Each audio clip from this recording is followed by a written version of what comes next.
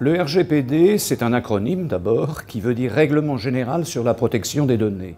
Il s'agit de la protection des données personnelles en général et en particulier, pour ce qui nous concerne, des données personnelles de santé. Les citoyens qui disséminent d'ailleurs leurs données partout avec différentes applis sont quand même extrêmement soucieux de la protection de leurs données personnelles. Donc c'est ce que fait le RGPD. Le RGPD protège d'ailleurs aussi particulièrement les citoyens européens par rapport aux géants du web. Si, le RGPD n'est pas né du néant. Il est né d'une réflexion qui a été initiée en France depuis 1978 et qui s'est bien sûr poursuivie et qui a même augmenté considérablement compte tenu de la place que prend désormais l'informatique dans la vie de tout le monde, y compris d'ailleurs en matière de santé.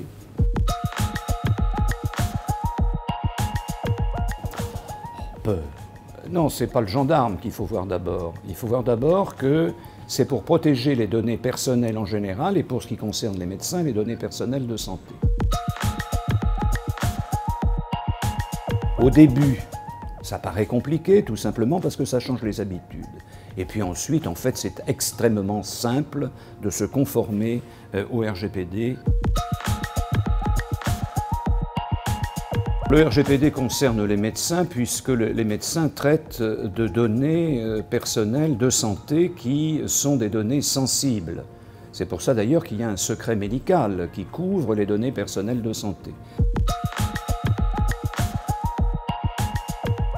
Un médecin n'a pas à collecter des données personnelles qui n'ont rien à voir avec l'état pathologique de son patient. Donc le médecin doit recueillir des données qui sont licites, qui sont pertinentes pour son exercice professionnel, qui ne sont pas excessives et qui peuvent d'ailleurs être limitées dans le temps.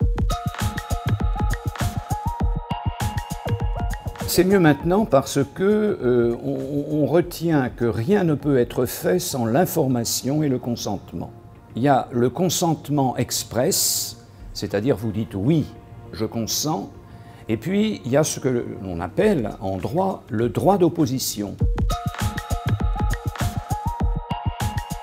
Il suffit de mettre une affichette dans la salle d'attente ou un livret d'accueil qui concerne les établissements en disant que les données sont collectées, que la finalité de la collecte est celle-ci, que les données sont protégées, puisque les règles de sécurité de protection informatique sont bien évidemment majeures, et que les données ne sont utilisées, ceci est un point extrêmement important, que dans la finalité pour laquelle elles ont été recueillies.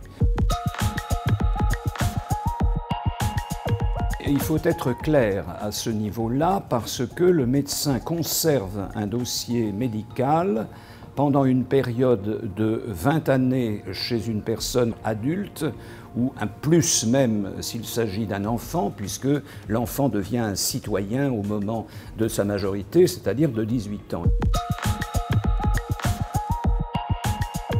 Ah, le DMP.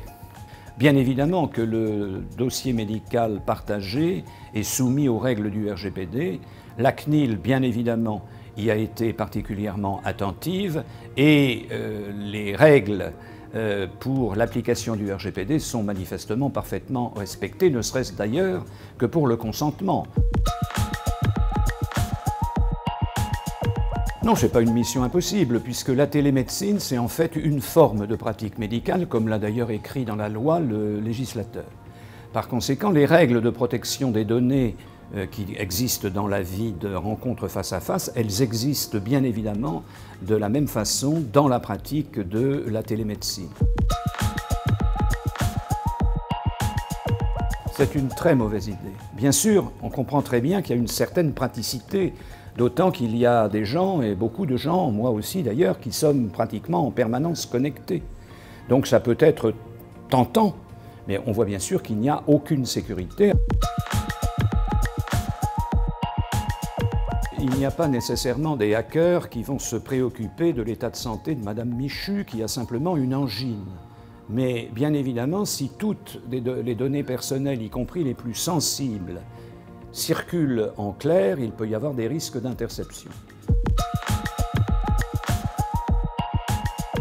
si on a une phobie irrépressible et inaccessible à toutes les thérapies comportementales, on peut bien évidemment continuer à utiliser des documents papier.